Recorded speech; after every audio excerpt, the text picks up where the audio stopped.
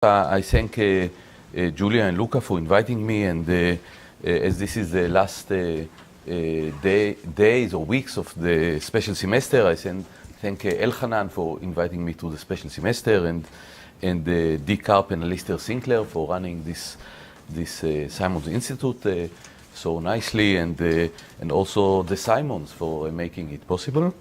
And let me start the first part. I don't know why I picked the first part will be about inverse theorems. So A is inverse theorems. And let me start with the classical Harper inequality. So we have the Harper inequality, or I call it Harper inequality.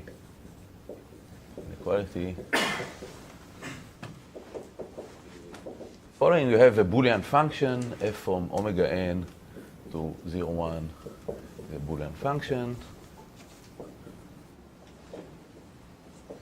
Omega n is equipped with the Bernoulli measure, is a mu p, the Bernoulli measure mu p. So, and the inequality says that the total influence p times the total influence of f is greater or equal than t times log to the base p of t, where t is the measure mu p of f, which is mu p of x in omega n, f of x is 1.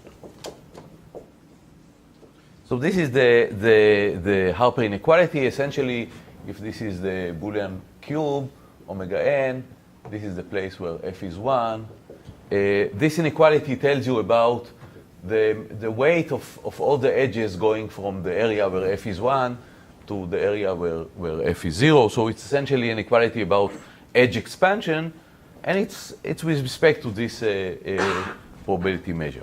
So this inequality, so for the case p equal 1/2, there are precise sharp inequalities. This inequality is fairly sharp. For example, if f is if x1 and x2 and xk, so it's a subcube, then you have equality. And it is a fairly sharp inequality. It's not hard to prove it by induction. And the big question is to understand the cases, the cases where this inequality is close to be sharp. So the question is,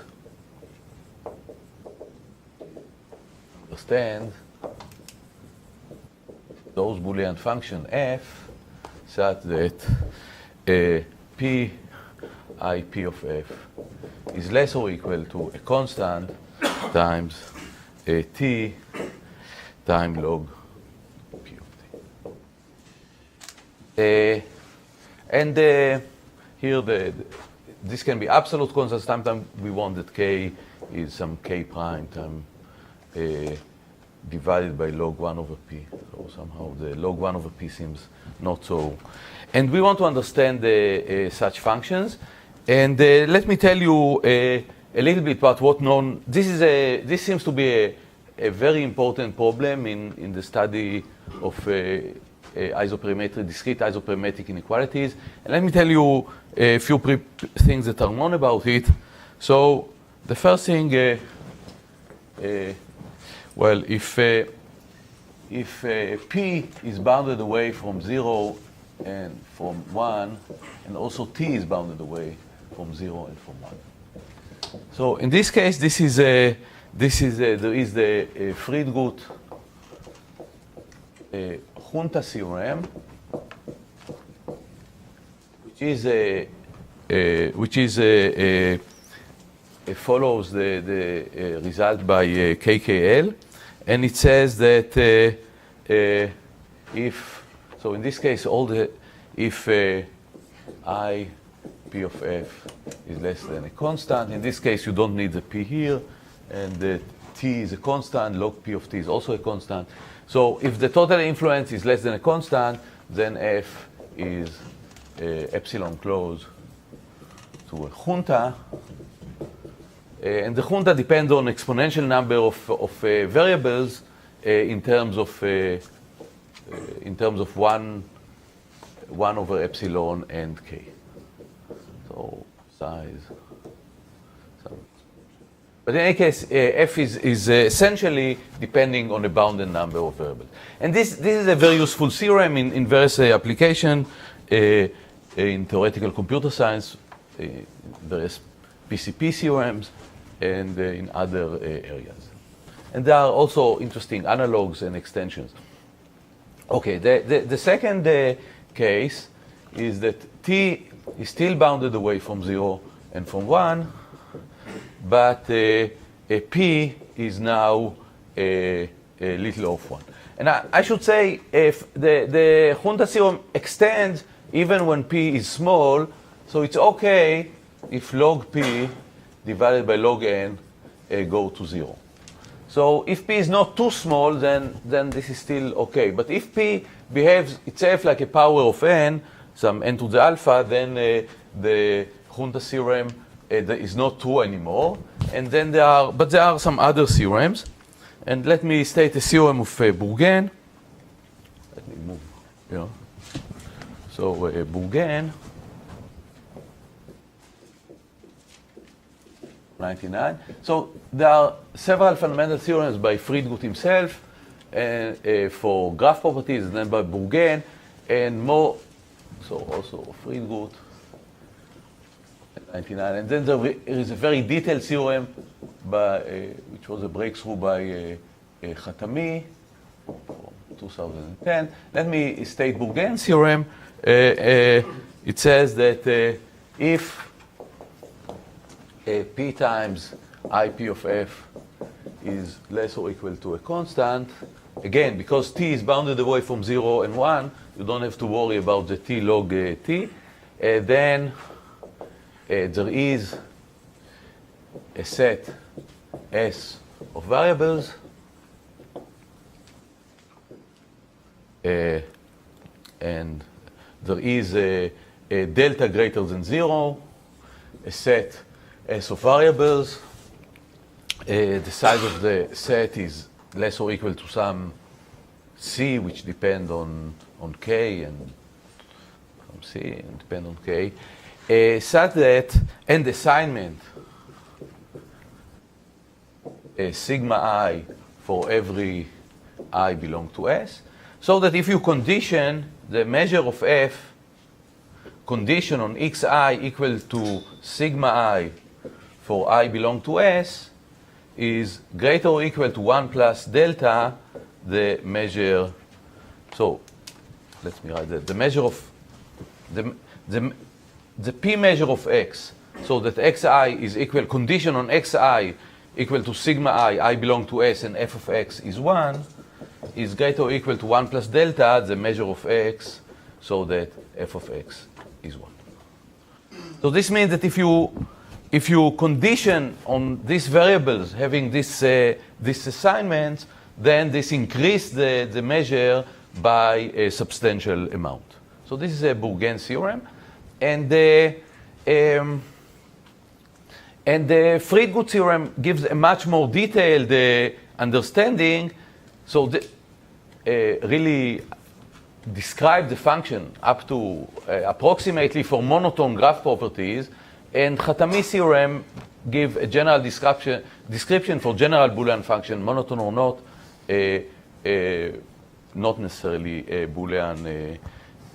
And this theorem, so you see here it's no longer a junta, and there are examples where, for example, a graph property which is to contain a specific graph, like if f represents the property to contain a complete graph on 4 vertices, it will have a small influence in the critical probability, which is in this case some 1 over a power of n. And so it's not a junta, but Khatami, a detailed theorem, describe a class of functions which are called pseudo-juntas. And the more detailed theorem says that any such function is a pseudo-junta. But I will not define it. But this is a stronger than Bourgain theorem, but it uses Bourgain theorem as an important subroutine. And now, this type of theorems have also interesting application, mainly to proving sharp threshold behavior for monotone Boolean functions. And essentially, there are a lot of, it is a main tool to prove sharp threshold behavior. Sometimes sharp threshold behavior follows directly from this, and sometimes they follow by hard work, which in one case, I know it's a 160-page paper, but essentially it shows for many for many properties of Boolean function that there is a sharp threshold behavior. And now the question which remains largely open, and this is part 3, is that T itself is little of 1. Or T itself is very small. And here the conjecture is that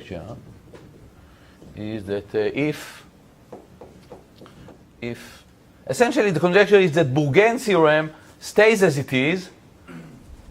So if mu p times mu p of f is less or equal to a constant time t times log, let's say log 2 of 1 over t. So if you are as close as that to the optimal behavior, then the statement of Bourgain theorem stays as it is with the same as Bourgain, with the only exception that the size of S is no longer a constant, but the size of S is also less or equal to some constant prime time log 1 over t. So the conjecture is that this theorem remains true even if mu of f, the probability that f of x is 1 is tiny. This theorem remains true if you let S not to be a constant number of variables, but a number of variables which is log 1 over t.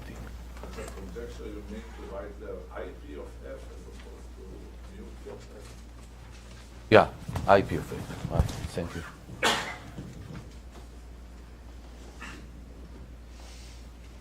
Yeah, I should thank you in the beginning of the lecture, Avi, but for all the expected contribution for the rest of the lecture.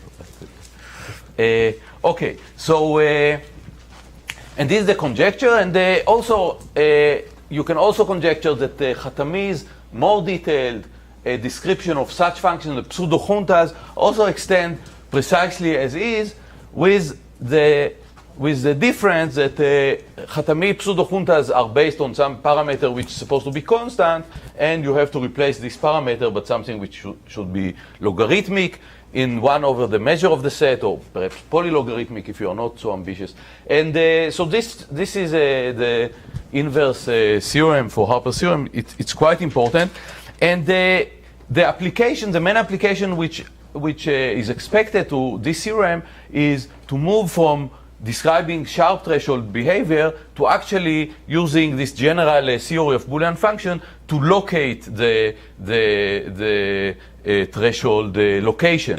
And in random graph theory, in some other areas of where we have stochastic models, locating the threshold is an extremely difficult problem, and this may suggest a general way to go about it. And if I'll have time, I'll mention a specific conjecture by Jeff Kahn and me, which actually tell you how to do it. So now let me move to the second part, which is so this is B, which is a large set influences.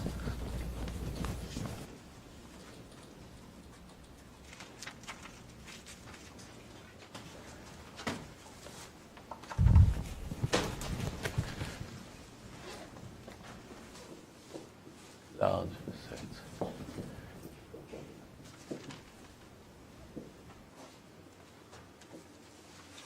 Okay, so again, f is a Boolean function, And now let's assume that P is 1/2, so we are dealing with the uniform probability distribution of the discrete cube. And suppose that we have S. S is a set of variables. And we can define Js of Js plus of F.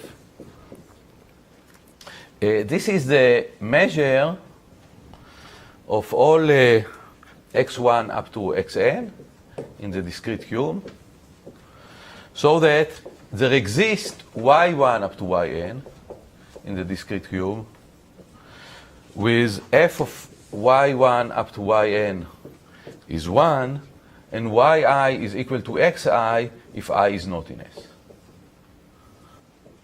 So, in other words, this measure tells you what is the probability that by modifying the variables in S, you can achieve a value 1 to the function. So this is a very natural object. It's essentially the measure of the projection of the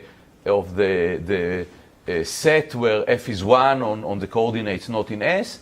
And we want to understand when can we find a set of variables where this is close to 1. So here is the question.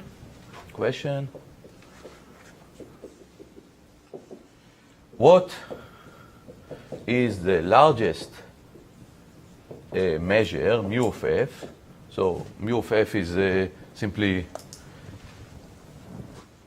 f is mu of all x, so that f of x is 1. So what is the largest measure that guarantees such that there is always S, a set of variables, 1 up to n. S is of size 1/2 minus delta times n. So we have a set of variables which is a proportion of all the variables a little less than 1/2, such that j plus of f is large, let's say equal to 0.9 or greater or equal to 0.9. Okay, so how small should be the measure of the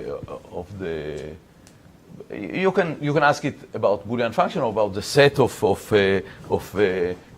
points in the discrete cube where the Boolean function has a measure 1. So another way to put it, how small a measure of the set guaranteed that there is a projection to 1/2 plus delta n variables where the measure of the projection is greater than 0.9. So this is another way to put it. And this looks like a very basic question, and it was raised also in the late 90s, and let me tell you what is known. So it follows from KKL theorem. It follows that if mu of f is 1 over n to the alpha, where alpha is small, then it is okay. So if you give me delta, then I can give you some alpha that if the measure of the function, the measure of the function is polynomial is 1 over n to the alpha, then there is a set of variables where you will have this property. And for a while, it was not a question. For a while, it was not clear if mu of f is equal to 0.99 to the n. So is this suffices? So perhaps even if you are exponentially small, then it's already yes. Sorry? Should it be smallest instead of Yeah. Smallest. Yeah.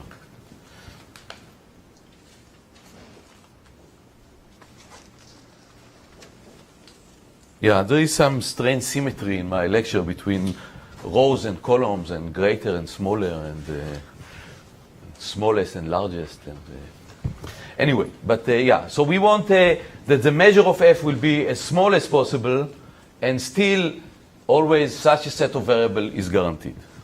Yes? Say a little bit about why, what's special about half? Oh, okay, that's a good question. And also, If how does it follow from KKL? Okay, so both these questions are good questions. So if you take here half plus delta, then it follows from the Sauer-Shelach lemma that you can find such a set S where J plus of S is precisely 1. So this is essentially the shattering lemma of Sauer and Shelach. So yeah, so if you have more than one, so if you have a set of, so the question is, if you have a set and you want to project it on some variables, and if the number of variables is less than 1/2, and you want that the projection will be the full projection, then still it can be exponentially small, and just there is the precise behavior. So this is why here we want 1/2 minus delta. So this is something which go beyond the Sauer-Shelach shattering lemma. Now about KKL, KKL theorem tells you that you can increase by something like 1 over constant log n over n. You can increase the volume of the projection by 1 plus constant log n over n when you reduce one coordinate. So if you repeat it n to the alpha coordinates, then you already increase by some power of n. And if you do it carefully, then you can go from 1 over n to the alpha to 0.9. So essentially, this follows from KKL by the gradual density increase method. And the challenge is, this is a question where the challenge is to beat the density increase method and to get something stronger. Okay, so the answer to this question is no. And this is a recent theorem by, again, Jeff Kahn and myself from 2013. And it says that you need a mu of f to be greater or equal to 1 over e to n to the beta. So beta is less than 1. I think beta is 1/2 if you look carefully at what we do. So you cannot take mu to be exponentially small.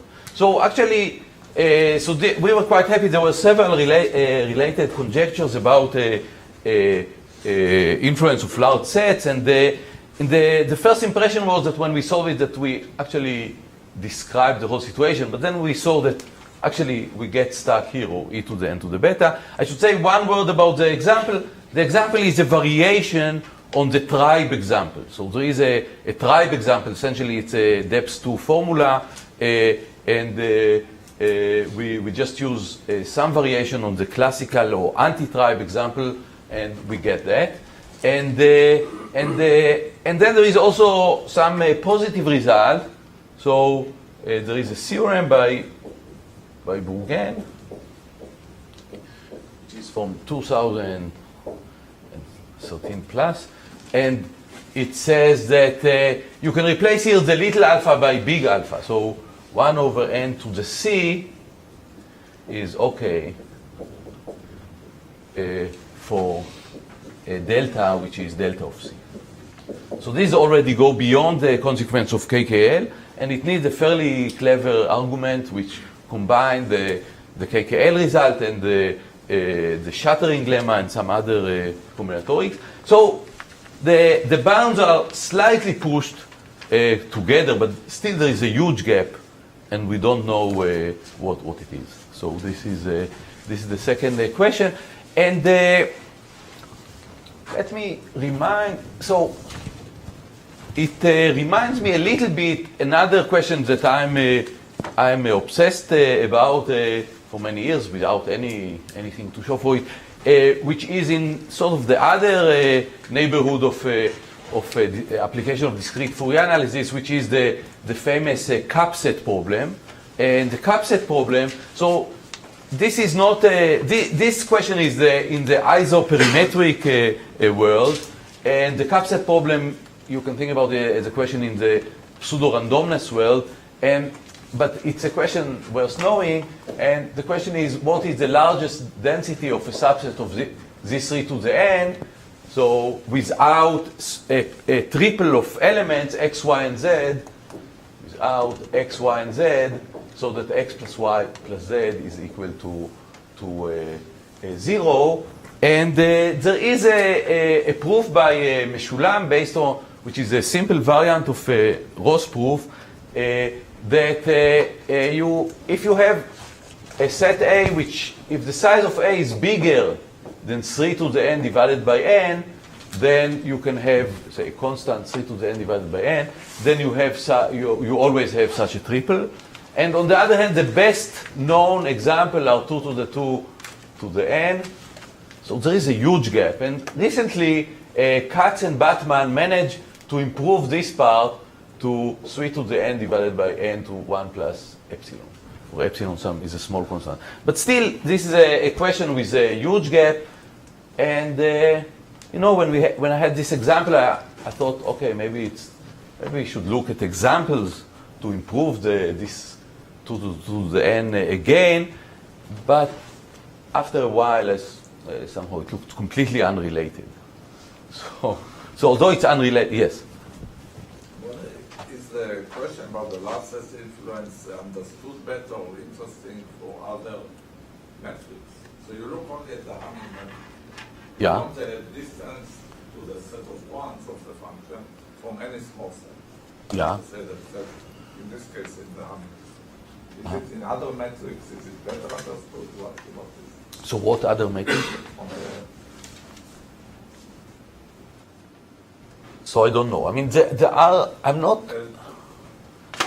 Wait. So on the discrete cube, the individual metrics between points are more or less the same, or are precisely the same, but there are different notion of distance between points and sets, which actually there are some results relevant to the shattering lemma by Talagrand and Sharek. So there are some variants. I'm not aware of variants of metrics, different metrics for individual points, but I'm aware of variants of notion of metrics between a point and a set. So this is an interesting question, but I don't know what the answer is. Okay, so let me move to the third part, which is noise sensitivity and stability.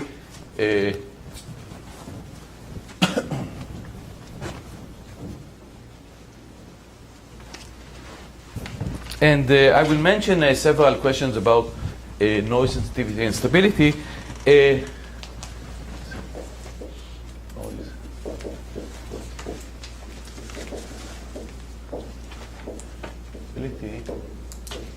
So one of the interesting phenomena about Boolean functions, there are noise-sensitive functions.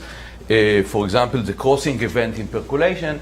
So noise sensitivity means that if you start from a random assignment of variables, and you take a random noise on this random assignment, then there is no correlation between the value of the function before the noise and after the noise. And this is quite extensively studied, and there are several questions about it. So let me ask them. So the first question is there a decomposition theorem? So if you have a function f, let me just say it in words. If you have a function f, can you somehow write the function as decomposed of two pieces? One is noise stable and one is noise sensitive. So sort of an analogy you can think about is the analogy, the way dynamical systems, you can write them as, you can compose them from a mixing part and the periodic or compact part. And it looks that such a decomposition theorem might be very useful, especially to save some conjectures which are brutally counterexampled by functions which are built from so sometimes when you have a conjecture about Boolean function, it's very easy to kill it by taking the end of majority function and some noise-sensitive function. So if we'll have such a decomposition theorem, this can be quite useful. So let me leave it at this level of specification, but I cannot say much more about it. Okay, so the second question I want to mention about noise-sensitive instability is identify noise stable. Noise-stable instances of noise-sensitive functions. So noise sensitivity means that if you take a random instance and take a random noise, a noisy version of a random instance, then there is no correlation between the value of the function before and after the noise. But even for noise-sensitive functions, there may be special instances where the value is stable, and we will be interested to understand them. For example, here's an example of a noise-sensitive property. If you take random Gaussian matrix, so it's not Boolean, but it doesn't matter. You take random Gaussian matrix, then the property let's say that the largest eigenvalue to be larger than the median, this is a noise-sensitive property. Or if you further extend it, the determinant is a noise-sensitive function. But of course, there are cases, there are matrices where the properties of the largest eigenvalues or properties of the determinant are robust, and we would like to identify them, or at least to say something about them. Another example, which is the case of crossing events in percolation. So you may know that this is a result. So originally by Benjamini, Shram, and myself, and now it's much better understood that the crossing event in percolation is noise sensitive. So if you take if you look at crossing, if you look at percolation on a rectangle, say, or on the square in the plane, for example, and you take one instance where you take a random graph of the grid, and you take one random instance, and then you perturb it a little bit, then there is no correlation between the existing of crossing in the original case and in the noisy case. But you can ask what condition guarantee that the crossing event will be robust.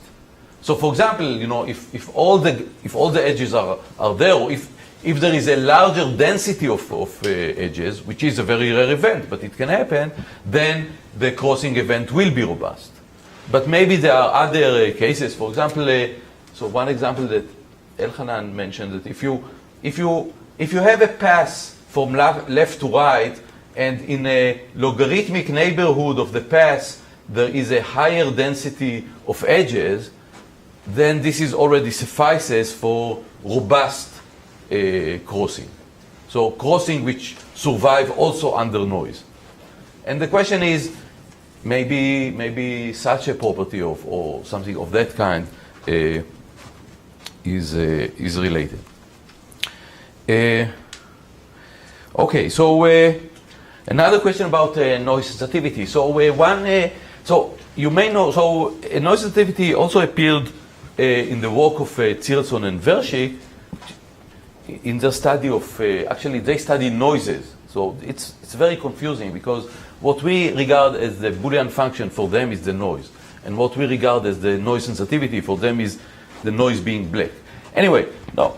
So one question we can ask, noise sensitivity is sort of an unusual property and a little unexpected property of stochastic system. We can ask, is the world around us noise sensitive? Is noise sensitive can contribute something to modeling physics or something like that? And indeed, I asked myself this some of the mid-2000s, and I was a little bit embarrassed by this thought, but in any way I thought I will carefully pursue it. But then I asked Tzielson, who was in the original team, and it turns out that he studied it this was one of his main motivation for the original paper, and he actually wrote several papers about possible attempts to model certain physical phenomena using noise sensitivity.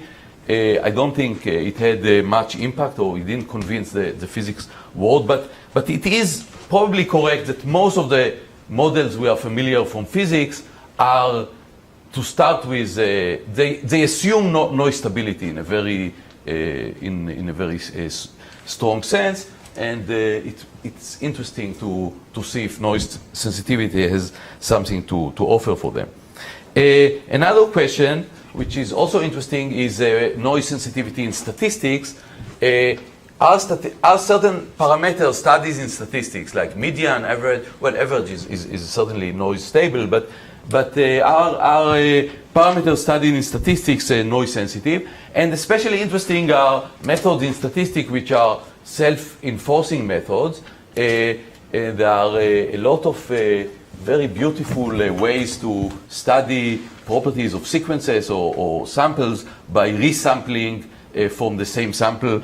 And this method sounds intrinsically very noise sensitive to start with. And, I talked with some statisticians, try to see if there is some common ground, but this look interesting. And another question which applies to influence and to noise is to study it under non-independent probability distribution. And in the case of non-sensitivity, we can perhaps study noise sensitivity without independence and perhaps even without noise sensitivity. So there was a very interesting lecture here by Adam Clevans on a work with MECA, where they moved to a non-independent case, and they also changed the notion of noise sensitivity by some study of certain moments. So I also recommend it.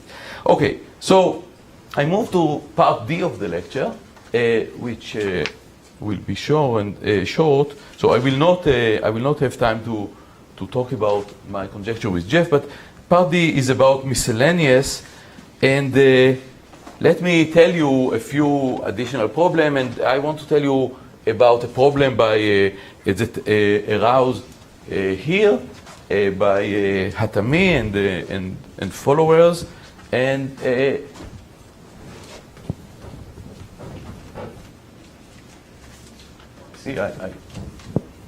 okay, there were a few things I wanted to mention, the inverse problems, so I'll mention them just in one sentence.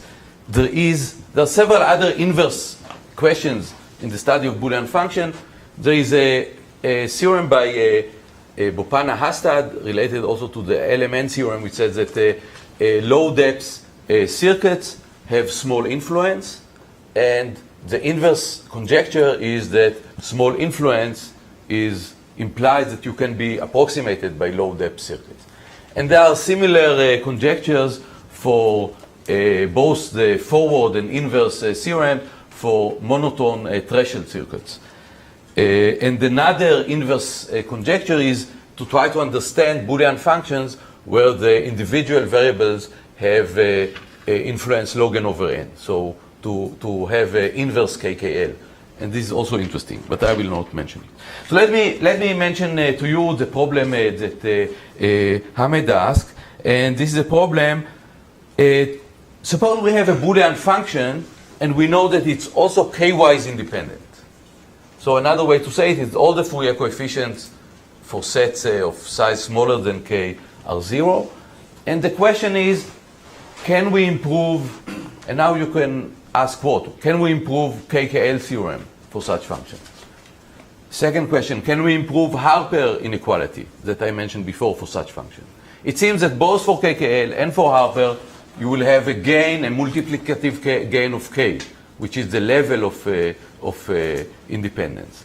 And we don't know how to prove it. And a third question is, can we improve the Beckner hypercontractive inequalities for such k-wise independent function? Now, the problem, okay, so with Beckner inequality, you can go back to look how people prove Beckner inequality and relate inequality. The major technique is to apply induction and to prove it for 2 points space. And this technique is not available when we talk about k-wise independent. We can look at the other techniques. So essentially, if you look at the Bonamy proof of Bonamy inequality, essentially it is a method we can identify now as the sum of square method, in the sense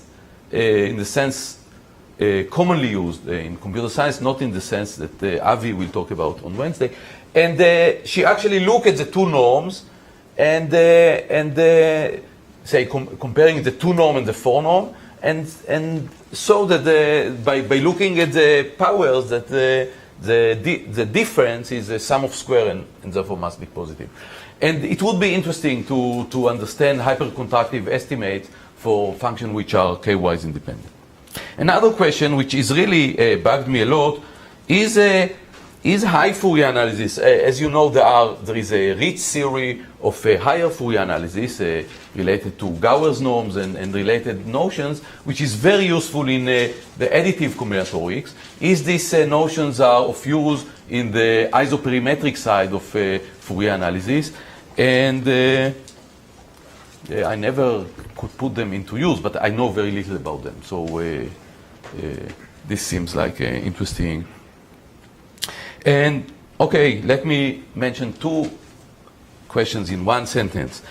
When do we have spectral concentration? When is it true that a Boolean function, all the spectrum is concentrated in sets of more or less the same size? This is not true for the majority function, but it's true for anything which go far from majority, and we want to understand it. And another thing which I want to advocate, without much motivation, is to study the discrete harmonic analysis and isoperimetric properties of submodular functions.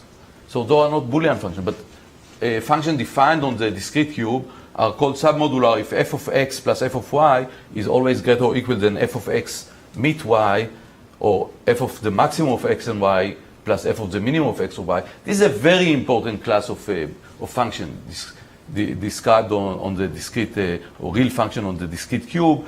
And it looks that understanding the properties of this function from the point of view of our theory will be of great interest. So I think I will end here. I mentioned briefly additive combinatorics. This is one separate part where we use discrete Fourier analysis all the time. There is the isoperimetric part which I talked about. There is a third part which is the study of error correcting codes. It's an amazing aspect of Boolean function.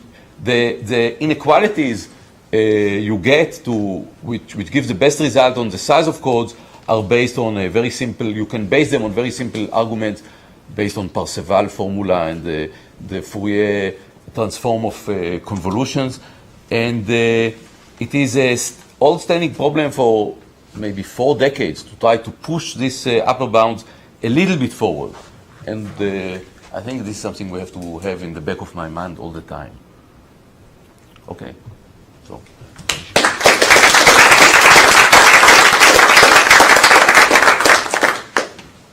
So are there any questions for Gil?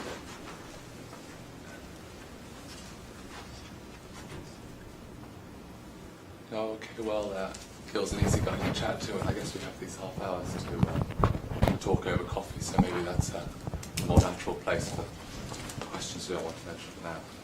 So if we just thank Gil again.